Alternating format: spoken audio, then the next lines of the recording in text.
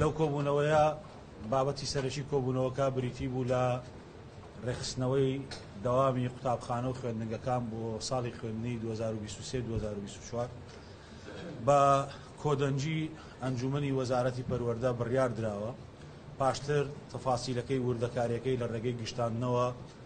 بۆ هەموو پەروەردە گشتیەکان و ناوەندەکانی خوێندن ڕوو نەکرێتەوە. بەڵام هێڵە گشتیەکانی بڕیارەکەمان بریتێ لەوەی کە ڕۆژانی شەممان لە سەرتاسەری ناوەندەکانی خوێندنی حکومی دەکرێتە پشوو و ڕۆژانی خوێندن لە ڕۆژانی یەکشەممان تا ڕۆژانی پێنجشەممانە بێ، واتە لە ناوەندەکانی خوێندنی حکومی ڕۆژانی یەکشەممە تا پێنجشەممە دەوامی ناوەندەکانە بێ. تەنها ئەگەر ڕۆژانی شەممانمان پێویست بوو بۆ تاقیکردنەوەکانی کۆتایی وەرزەکان سوودی لێوەرەگرین، یان هەندێک چالاکی قوتابخانەکان ئەگەر پێویستکە قوتابخانەکان هەندێک چالاکی و مەراسیم و فستیڤاڵیان هەبوو دواتر ئەوانە هەمووی ڕوو نەکرێتەوە کە ئەتوانن لە ڕۆژانی شەممان سوودی لێوەربگرن. ئەوە گۆڕانکاریەکە کە لە شێوازی دەوامی ساڵی نوێی خوێندنی گشت ناوەندەکانی خوێندنی حکومی ڕوو دەدات. پاشان وردەکاریەکەی چۆنێتی داوامکردن بۆ قوتابخانەکانی یەکداوامی دووداوامی و هەروەها لەسەر ئەو بنەمایش بەڕێوەبەرایەتی گشتی ئەزمونونەکانی وەزارەت و ساڵنامەی خوێندن بڵاوەکاتەوە و بەڕێوەبەرایەتی گشتی پرۆگرامەکانی وەزارەتیش ژمارەی بەشەوانەکان بۆ گشت بابەتەکان لە قۆناغی باخچەی منداڵان هەتاوەکو قۆناغی ئامادەیش و پەیمانگاکان بۆ هەموو جۆرەکانی یەکداوامی دووداوامی بڵاوەکاتەوە. ئەم بڕیارە لە ئەنجامیەوە بوو کە گفتوگویەکی وردی لەسەرکرا لەسەر ساڵنامەی خوێندن بە شێوازێک بێ کە سوودی هەبێ بۆ شێوەیەکی گشتی بۆ مامۆسایان بۆ قوتابیان بۆ خوێندکاران و بۆ خانەوادەکانیشیان. یەکێک لە سوودە گرنگەکان ئەوەیە کە مامۆسایانی ئێمە لە واتیەوەی کە 6 ڕۆژ داوامکەن 5 ڕۆژ داوامەکەن و جۆرێک لە دادپەروەری لە شێوازی ڕێخستنەوەی داوامی مامۆسایان لە ناوەندەکانی خوێندنی حکومی دروست دەبێ بەوەی کە مامۆسایەک ماندوو مامۆسایەکی دیکە کەمتر ئەرکی لەسەرە هاوتا ئاکرێنەوە تا ڕادەیەکی زۆر بەم شێوازە. خاڵێکی دیکە گەر مامۆسایەک لە دەرەوەی شار بێ پێویست ناکا 6 ڕۆژ بڕوە 5 ڕۆژ دەڕوە. ئەوە جیالەوەی کە سوودی هەیە لە بابەتی ژینگە و کەمی هاتوچۆ و تێچووێکی ژەگەڕێتەوە لە کەمکردنەوەی هاتوچۆی مامۆسایان و فەرمانبەرانی ناوناوەندەکانی خوێندن و تەنانەت قوتابیان و خوێندکاران و خانەوادەکانیشان. بە شێوەیەکی گشتی ڕێخستنەوەکە وا کراوە کە لەسەر کوالەتی خوێندن و ڕۆژانی خوێندن کەم نەکاتەوە. ڕۆژی 13 نوێی 2023 وەک دەستپێکی ساڵی نوێی خوێندن دیاری کراوە لە هەرێمی کوردستان بۆ قوتابخانە حکومی بۆ قوتابخانە ناحکومیەکان جگەل لە قوتابخانە ئینتەرناشناڵەکان کەوانە بە پرۆگرامێکی جیاوازی خۆیانە بێت. 13 لەگەڵ 14 دەست ناکرێ بەوانەکانی خوێندن پاشتر گشتاندنێک ڕوونکردنەوەیکی زیاترە درێ، بەڵام ڕۆژی هەفتەیەمان دەستەکرێ بە یەکەم دەرسی خوێندنی وانەکانی خوێندن لە گشت ناوەندەکانی خوێندنی حکومی. ساڵنامەکە دواتر وردەکاریەکەی شێوازی تاقیکردنەوەکانی تایە کۆی گشتی ڕۆژانی خوێندنی ساڵی خوێندنی 2023-2024 لە 170 ڕۆژ کەمتر نابێ کە ئێمە توانی وانە پارێزگاری لە ئاستی ڕۆژانی خوێندن بکەین و بە گوێرەی ئەو ڕێنمایە تازانەی کە هەمانە سوود لە هەندێک لەو پشوانە وەرگیراوە کە پێشتر پشووی خۆمان بوون نەک ئەو پشوانەی کە بە بڕیاری پەرلەمانیان پشووی گشتی حکومەتن کە ڕاگەیەنراون ئێمە دەستکاری ئەومان نەکردووە چونکە دەسەڵاتی دەستکاریکردنی و بابەتەمان نییە، بەڵام ئەوانی دیکە کە گونجاندنمان بۆ کردووە لەگەڵ ساڵنامەی خۆمان پاشتر وردەکاریەکەی بڵاوەکەینەوە. خاڵێکی دیکەی گرنگەوەیە کە هەموو بە ڕێزانی کە پێشکەشی سەپەرشتیاریان کردبوو لە هەرێمی کوردستان زیاتر لە 4000 مامۆستا پێشکەشی پلەی سەپەرشتیاریان کردبوو و لەو هەنگاوە نزیکی 2000 مامۆستا مابوونەوە کە قۆناغەکانی تاقیکردنەوەی دووهەم و چاوپێکەوتن تاقیکردنەوەی توانستی تەکنۆلۆژی و چاوپێکەوتن لە ڕێگەی تەقدیمکردنی پرزنتێشنەوە ئەنجامیان دابوو. لیژنەی باڵای سەپەرشتیاری بڕیارێکی هەیە کە دەمەوێت ڕابگەێنم هەموو بە ڕێزانەی کە دەرچوون لە 60 بەرەو سەرەوەیان هێناوە و کورسیان بۆ نەماوەتەوە لەسەر ئەو پەروەردەیی تەقدیمی بکەن واتە دەرچوون بەڵام کورسیان بۆ نەماوەتەوە هەتا 3 ساڵ مافیان دەمێنێتەوە بەبێ هیچ تاقیکردنەوەیەک لە حاڵەتی چۆڵبوون لەسەر ئەو پەروەردەیی خۆی دەمێت تاکید لەسەرەوە بکەمەوە لە حاڵەتی چۆڵبوونی کورسیەک بەهۆی خوا نەخواسە بە هیوای تەمەندرێژی بۆ سەرپەرشتیاران بەهۆی کۆچی دوایی یان بەهۆی خانە نشینبوونەوە یان بەهۆی لێسەندنەوەی پلەی سەرپەرشتیارەتی لە حاڵەتی سزایتوندا بە شێوازێکی شەفاف هەموو ئەوانەی کە ناویان ئەنرێ یەدەک بە پێی ئەو ڕیزبەندیە کە ناوی یەدەگەکان هەمووی ئەعلانەکەین پاشتر لەلایەن لیژنەی باڵاوە ئۆتۆماتیکی شوێنی ئەو پلە شاغیرانە گرنەوە یان پێداویستی ئێمە لە وەزارەتی پەروەردەکە داوای پلەی نوێ بکەین هەموو ئەو بەڕێزانە دەتوانن سوودمەند بن چانسیێوان لە بەردەسە کە بم لە سەرپەرشتیار و ڕیزبەندیەکە ئەوانی کە ڕیزبەندێکی سەرپەرشتیاری یەدەگن هەمووی بە نمرەکانی خۆیانەوە بڵاوکرێتەوە بۆیە هەر بە ڕێزێک بزانێ لە چه ڕیزبەندیەکە لە چه تەسەلسولێکایە و لەکەی کاتی دێت لەسەر ئەو پەروەردەی کە خۆی تەقدیمی کردو پەروەردەی قەزایە توانێت بکەن بە شێوەیەکی گشتی کۆبوونەوەکە بۆ ڕێخستنەوەی دەوام و بۆ دیاریکردنی ساڵنامەی خوێندن بۆ ئێمە ساڵنامەی خوێندنی ساڵی 2023-2024 بە کۆی دەنجی بەڕێزان لە ئەندامانی ئەنجومەنی وەزارەت پەسەندمان کردووە ڕۆژەکانی تاقیکردنەوەکانی نیوەی وەرز نووسینەکی و تاقیکردنەوەی وەرزی یەکەم تاقیکردنەوەی وەرزی دووهەم و تاقیکردنەوەی بە کەلۆریای پۆلی دوانزەی ئامادەیی بە هەموو بەشەکانیەوە هەموو ئەوانەمان دیاری کردو ئینشاءالله پاشتر بە گشتاندنێک دەنێڕێ بۆ ناوەندەکانی خوێندنی حکومی لە کوردستان. جناب وزیر سوزدار حسن شکرم دیا باز میگه یا اینکه تا گذر روشن شنبه دیوید از این دادن اره کارتکنی لروجندی دومینو که اون پروگرام خواندن سال گشتی یا دوی ببره مامۆستای تۆ نەبێژ مەگەلەکەنە ئەری چ هەوڵ نیادەم کۆ ببنەکەی بەست ڕۆژی بیشتر سەبارەت باوەی کە کار دەکاتە سەر ئەو ڕۆژانەی دیکە نەخێر ئێمە 6 وانە دەخوێنین و شتێکمان ئامادە کردو بۆ شێوازی دەوامکردن بە ئەو بەشەوانانەی کە دانراوە بە کۆی گشتی ساڵێک بۆ بابەتێک کارێکی وامان کردو لە ڕووی تەکنیکیەوە کە ژمارەی و بەشەوانانە بۆ جۆرە کەم نەبێتەوە کە زیان بدا لەوەی کە پرۆگرامەکانی خوێندن تەواو نابێت ئەوە بابەتێکی زۆر زۆر گرنگ و زۆر زۆر سەرەکی بۆ لەلای ئەندامانی ئەنجومەنی وەزارەت کە گفتوگۆی زۆری لەسەر کراوە و ساڵەکانی خوێندن ڕۆژەکانی خوێندن تۆزێک زیاتر لە مانجی 5 ئێمە ئیسفادەمان کردو بۆ بتوانین تعویزی ئەو بابەتە بدەینەوە بەڵام تا ڕادەیەکی زۆر ئارامیە بەخشێ بە مامۆسایان ئەگە قوتابیەک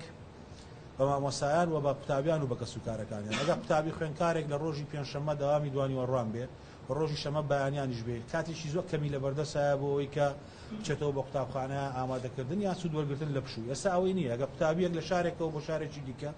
خانەوادەکەی بیانویستە بڕۆن ڕۆژی پێنجشەممە دوانی وەڕۆکێکە بیانویستا بڕۆن مەجبور بوون ڕۆژی جومعە بگەڕێنەوە لە بڕێ ڕۆژی شەممە داوامی منداڵەکانە ئێستا کاتێکی باشتریان لە بەردەسە سەبارەت بە ئەوانە بێژان ئێمە لەگەڵ وەزارەتی دارایی حکوومەتی هەرێمی کوردستان لیژنەیەکی هاوبەشوان هەیە و لەو لیژنە هاوبەشە گەشتوینەتەوەی کە ڕەشنووسی کۆنووسێکمان حاضر کردووە و کۆتا کۆبوونەوەی خۆمانی لەسەرەکەین و پاشان بەرزەکەینەوە بۆ ئەنجومەنی وەزیرە.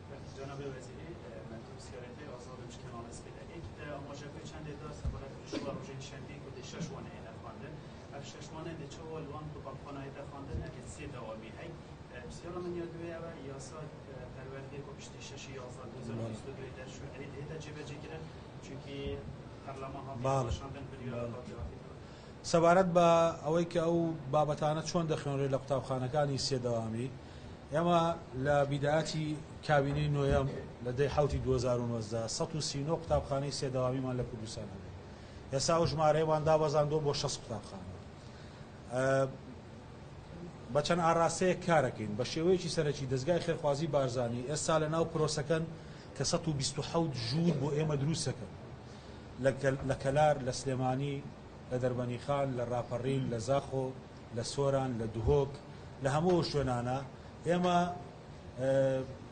بەڕێوەبەری گشتی بیناسازی مهندی زێوەر لێرەیە ژمارەی ئەو قوتابخانانە واتەوەقع ئەەکەین تا دەینۆ کە یەکەم جار 139 قوتابخانە بووم ببنە 10 قوتابخانەی سێدەوامی واتە ڕێژەی ئەو قوتابخانانەی کە لە کوردستانە یەکدەوامین 70% ڕێژەی ئەو قوتابخانانەی کە لە کوردستانە دوودەوامین 28.3%. ڕێژەی ئەو قوتابخانانەی کە سێدەوامین 1 شتێکە 1.7 لەو بابەتەیە. ئێستا ئەمە دەمانەوە ڕێژەیە زۆر کەم بکەینەوە لە 139 هاتوونێتە سەر 60 لە 60 بەرنامەمان وایە هەتا ڕۆژی دەینۆ بێنە سەر دە قوتابخانە بۆ ئەو دە قوتابخانەیەش ئێمە یعنی چارەسەرەکانمان دەتوانین چارەسەریان بکەین بەڵام پێویستیان بەکات هەیە یەک دروستکردنی بینای قوتابخانە دوو لە هەندێک شوێن نەدەتوانین ژووری زیاتر دروستکەین بۆ قوتابیان و خوێندکاران سوودمەند بنداوامەکان بکەین نەزەوی لێ لەو جێگەیە هەتاوەکو ئێمە بتوانین بگەینە قوتابخانە ئەمە ئەم گرفتەیە کە ڕوبەڕووی ئێمە بێتەوە بۆیە ئێمە بۆ ئەو دە قوتابخانەی کە دەمێننەوە بە شەوانەکانمان بۆ دیاری کردوون میکانیزمی داوامەکانیشان پاشتر بە گشتانێک هی ئەوانیش دیاریەکەین بەڵام بە کۆی گشتی تەنها دە قوتابخانە تا 12 قوتابخانە لە کوردستان دەمێنەوە سێداوامی بۆ ئەوەی سێداوامی بۆ جەنابە شەرحکەم بۆ بەیانی یەکێک لە ڕاگەیاندنکارەکان کۆمنتێک نەدا بڵێ ئەوە قوتابخانانی کە ئێوە باسێکەکەن ئەم ڕقەمەوانیە نەهێشتنی نە خوێندەواری و قوتابخانەکانی ئێواران لە زمانی قوتابخانەی سێداوامی حساب ناکرێن چونکە بە گوێرەی یاسا قوتابیە کە تەمەنی ڕێگەی پێ نادا لە ڕۆژداوامکە دەبێت لە قوتابخانەی ئێواران دەوام بکەن قوتابخانەکانی ئێوارانیش ئەو قوتابخانانن ئەگە بیناکە بە تەواوەتی چۆڵیش بێ هەر دەبێت ئێواران دەوام بکەن هەر دەوامیان مەساییە دەوامیان شەوە لەبەرەوە ئەوانە لە زمانی قوتابخانەی سێداوامی حساب ناکرێن بۆ ئێمە پلانمانداناوە بۆ ئەو دە قوتابخانەیەش لە ئایندە توانین ئەو دە قوتابخانەیەش نەهێڵین و لەگەڵ ڕێکخراوەکانیش هەڵمەتی دروستکردنی چەندین ژوورمانە بێت ئەجوکیشن کلاستەر لە عێراق کە کۆبوونەوەمان لەگەڵ کردوون لە چوارچەوەی سیاسەتی تێکەڵکردنی قوتابیانی پەنابەریش ئەوانیش چل ژووری خوێندنی کەمان بۆ دروست دەکەن و لەگەڵ حکوومەتی هەرێمی کوردستانیش ڕەزامەندی داوە کە بای 3 ملیار دینار ژووری نوێ بۆ قوتابخانەکانی هەرێمی کوردستان دروست بکرێت واتە پلانەکەمان پلانێکی درێژخایانە بەڵام لە ماوەی 3 ساڵی ڕابردوو توانیمانە ئەو گرفتە گەورەیە کە لە بەردەممان بۆ زۆر کەمیکەینەوە لە 139 قوتابخانەوە ئینشاءڵڵا تا دەینۆ کە بە ئێمە وتراوە ژوورەکان دروستەکرێت بگاتەوە بابەت دووهەم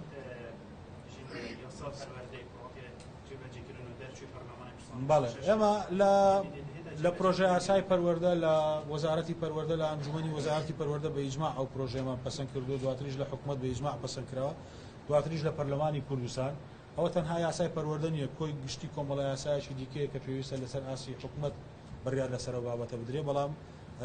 کاتێکە یاساکە دەرچووە هیچ بڕیارێک لەسەر بابەتە نەبوو بۆ ئێمە لەگەڵ پاش دەرچوونی یاساکە کارمان بە دەقەکانی و یاسایە کردو ئەوە دەمێنێتەوە سەر بڕیارێکی گشتی حکوومەت جناب وزیر ڕۆژهەڵ لوقمانم دەباستی وست خۆبینە لە هەیە حکوومەت هەرێمی کوردستانی دەگەڵی بەحسەی گرێ بەستە هەڵداگرن تایبەت بە هەمیشەیی دووکێژی گەلێک خەلکی هەیە گەلێک فەرمانبەرێتی 8 ساڵە 10 ساڵە گرێ بەستە جەواری بریەک مامۆستایان فەرمانبەر وڵاهی ئەو بابەتە پەیوەندی گشتی بە حکوومەتەوە هەیە من ناتوانم لە باتی وەزارەتی دارایی حکوومەتی هەرێمی کوردستان و ئەنجومەنی ڕاژە نە هیچ بڕیارێک بدەم نە هیچ ڕوونکردنەوەیەک بدەم بەڵام دەمەوێتەوەش بڵێم بیرێم ولایەکی بێنمەوە ئێمە 5088 مامۆستای گرێبەستمان کردوتە هەمیشەیی تا ئاساش خەڵکانێک پێی وایە ئەمە کەسمان لەم کابینەیە دانەمەزراندووە 5088 مامۆستا لە سەرجەمی کوردستان مامۆستای گرێبەست بوون لەلای ئێمە کراونەتە هەمیشەیی ئەوەی کە پەیوەندی بە ئێمەوە هەیە 577 فەرمانبەری گرێبەستمان هەیە کە لە چوارچەوەی کۆی گشتی ئەو ژمارەی گرێبەستانن کە هەموو حکوومەتی هەرێمی کوردستان هەیەتەوە دەبێت ئەنجومەنی ڕاژە و وەزارەتی دارایی قسە لەسەر بابەتە بکەم من بەتەنها ناتوانم قسە لەسەر بکەم. جنابی وەزیر پرسیاری یەکەمیان ئەوە بۆ ساڵی نوێ خوێندن پەرتووکردنێ چاپ دەکرێت ئەم ساڵ پەرتووک بەشی قوتابخانەکان دەکات پرسیاری دووەمیش ئەوەیە لە بڵێ تاقیکردنەوەکانی پۆلی 12 ئەم ساڵ لە خۆلی یەکەم ڕێژەی دەرچوون زۆر کەم هەروە گرنگیەکی تایبەت بە یەکەمەکان بتەمەنی ئەمە بۆ شاردنەوەی بکە ئەوانەی کە دەرنەچوون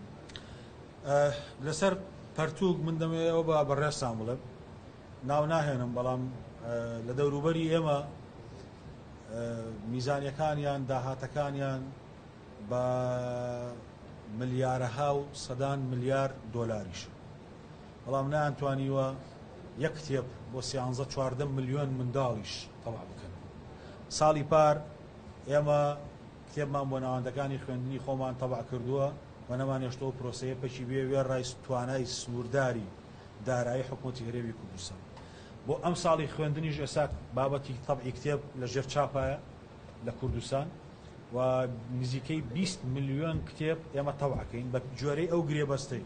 کە لە چوارچەوەی پرۆسەی تەندەرینە ئەنجاممانداوە بۆ کۆمپانیایەک دەرچوو بە جۆرەی ئەو گرێبەستەی کە کردومانە دەبێت هەتا 25 کتێبەکان ڕادەستی وەزارەتی پەروەردە بکرێت واتە 15 ڕۆژی زیاتر دەمێنێتەوە بۆ مدەتی ئەوەی کە کتێبەکانی خوێندن بە تەواوەتی ڕادەستکرێت ئەوە بەڕێزان بەڕێوەری گشتی پەروەردەی پارێزگاکان لێرن بەشێک لە کتێبەکان چۆ بە پارێزگاکان هەر لە ئێساوە چونکە ئێستا پرۆسەکە لەژێر تەبعایە و لە ناو کوردستانیش تەبعکرێت بەڵام نزیکەی 20 میلیۆن کتێبمان تەبع کردو بۆ قوتابیان ئێمە ئەم بابەتەش بەلای ئێمەوە بابەتێکی گرنگە کە زیاتر لە 23 ملیار و نیو بۆ ئەم بابەتە تەرخان کراوەوە لە پرۆسی چاپی کتێب دەڕۆ. خاڵی دووهەم ئەم ساڵ گرنگی بە قوتابیانی یەکەم دراوە و ڕێژەی دەرچوون کەم بووە من دەمێ ئەم بابەتە تۆزێک بۆ جەنابەت ڕاستکەمەوە ئێمە هەموو ساڵێک گرنگیمان داوە وەکو حکوومەتی هەرێمی کوردستان و دام و دەستگا فەرمیەکان بە قوتابی یەکەمەکان لە هەرێمی کوردستان گرنگی دانەکەش لە چوارچێوەی هاندان بووە بۆ هەموو ئەو قوتابیانەی کە دەیانەوێت ئامانجیشان هەیە لە پلەکانی یەکەمی نابن پاریش لە ڕێوەڕسمێکا جەنابی سەرۆکی حکوومەت خەڵاتی کردوون پێرار بە نوێنەراتی بەڕێزان سەرۆکی هەرێم و سەرۆکی حکوومەت خەڵاتێکی باشی و یەکەم و دووەم و سێمانەمان کردووە ڕێژەی دەرچوون لە خولی یەکەم بە هیچ جۆرێک دەرناکەوێت هیچ ساڵێک ئێمە ڕێژەی دەرچوونی هەر مادەیەکمانی ئەعلان کردو کە لە زیندەوەرزانی لە بەشی علمی لە بەشی ئەدەبی و ئاشتوانین جارێشکەش داتاکان لەگەڵ جەنابەت شێکینەوە بۆ جۆرە نییە کە جەنابەت باسیەکەی ڕێژەی دەرچوون لە هەر بابەتێک دەتوانین بیدەینە جەنابەت بەڵام بۆ ڕێژەی دەرچوونی گشتی قیاس نییە پار 38,000 قوتابی لە هەرێمی کوردستان دەرچوو 38,000 شتێک قوتابی دەرچووە لە هەردوو خولی یەکەم لە خولی دووە ڕێژەی گشتی لە ئەنجامی خولی دووهەم دەرەکەوێت نەک لە ئەنجامی خولی یەکەم چونکە بەشێک لە قوتابیان خۆویستانە دەفتەری ئیمتیحانەکە شەط بکەن نانەوێت هیچ نمرەیەکیان بۆ بنووسێ دەستنە دەرەوە بەشێک لە قوتابیان و خوێندکاران نانە ناو تاقیکردنەوەی بابەتێک یا چەند بابەتێکەوە هەیە قوتابی هەیە هەر حەو دەرسەکە ئیمتیحانی نەداوە قوتابی خوێندکاریش هەیە 4 بابەت ئیمتیحانی داوە سیانیانی هێشتوتن هەشە بۆ خۆی دەرناچێت لە بابەتی بیکاری مەسەلەن بۆ نمونە 24,000 قوتابی لە بە دەرنەچوو لە تاقیکردنەوەکە دەرنەچوو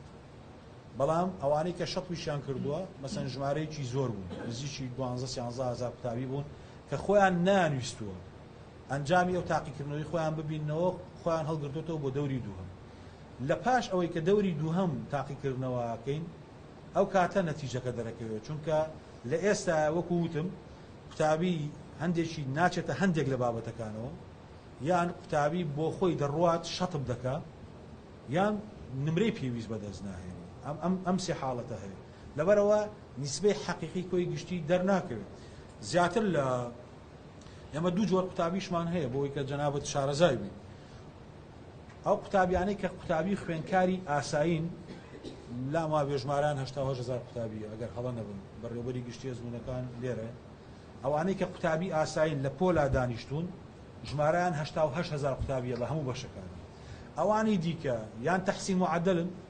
یان یەک بابەتی و دوو بابەتین یان ئەو قوتابیانن لە ڕێگەی ئیمتیحانی بەراییەوە قوتابی دەرەچین هاتوونەتە ناو پرۆسەکەەوە اینجا ئەمەشیان قسەیەکە کامیان لەسەر ئێمە دەبێتە حساب لە دوای دەوری دووهەمیشان کامیان لەسەر ئێمە دەبێتە ماڵ بۆیە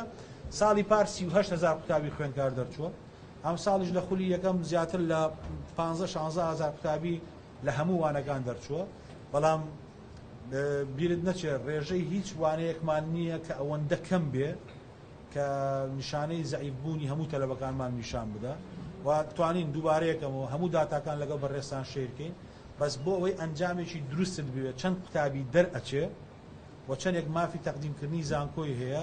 ئەوە لە پاش ئەنجامدانی تاقیکردنەوەکانی خولی دووهەم دەرەکەوێت چونکە تۆ ئێستا قوتابی پۆلی دوانزەی ئەچی ئیمتیحانی چیمیاکەی بەس ناچتە فیزیاوە بەڵام ئەوە کە تۆ ناچی بۆ ئیمتیحانی فیزیا لەسەر نیسبەی ڕسوبی ئەمە حساب نییە لە دەوری یەکەم بۆمان دەرنایە ئایا تۆ خۆت نەدویستووە خۆت شەڕ بکەی ئەوە حسابە لە دوای دەوری دووهەمەوە تۆ دەرچوو یا دەرنەچوو چونکە دەوری دووهەم دەبێتە کۆتا چانس بۆ قوتابی بۆ خوێندکار تەواو بەڕێزان ئەوە هەموو مدیر عامی محافەزاتیش لێرەیە لەسەر یەکەمەکە پرسیارێکی هەیە بۆ جەناب بەرەبەری گشتی دووگێ مۆستا شتین دەرنەچوونەوە هیچ کەسێکی بۆ یەکەمە دووگێ گەڕێکەکەش ارتباطم بەیبەت بۆ بەرەبەری گشتی سپاس البرای پیروزبایی بۆ هەمی یەکەمێت سەرڕاستی هەرێما کوردستانی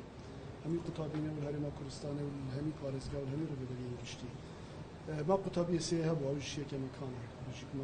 یەکەمەکان نەبوون یەکەمەکان حسێب ناکەین کۆی لە قوتابی یەکەم بیت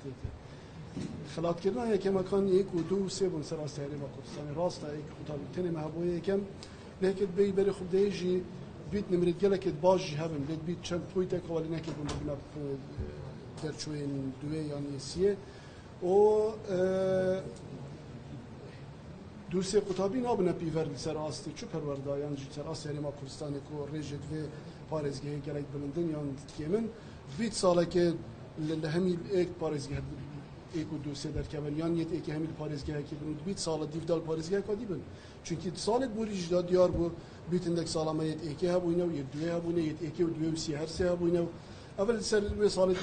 سەر ئەوان قوتابیات بینیت بۆ چەند پوینتێکە چونکی قوتابیە سیێن و نۆتۆنە پوینت چلوەیەکە قوتابیە یەکێژی دەرچووی نۆتۆنە پوینت هەفتە یەکێک کەواتە چەند پوینتێکن ئەو جایە هەندە یا بەرفرانینە ناوبەینا قوتابیە ئێکێ و دوێ و سێدا ڕێزان بابەتی ئەوەی کە چێ یەکەم دەبێت چێ دووەم دەبێت چێ سێم دەبێت وا بیری لەکەنەوە هەموو ئەوانە سەرۆتێکی نیشتیمانیە وڵاتن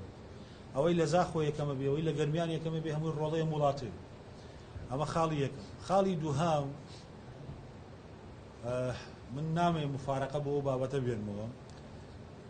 پارێزگامان هەیە یەکەم و دووەم و سێهەمیشی تیانە بوو سا لە دووەک سێ هەموو هەنێ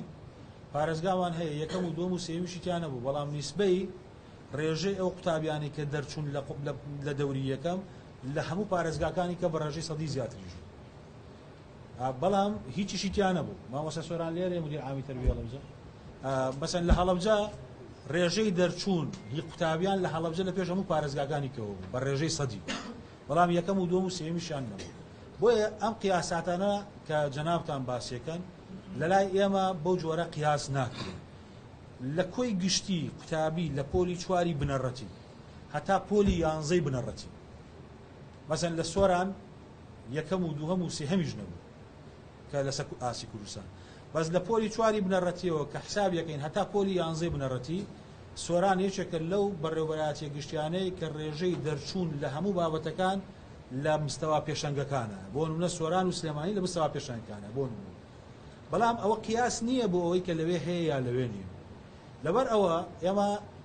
کارێکی دیکەمان هەیە هەڵسەنگاندنمان بەم جۆرەیە هەڵسەنگاندنی ئێمە بۆ قوتابخانەکانە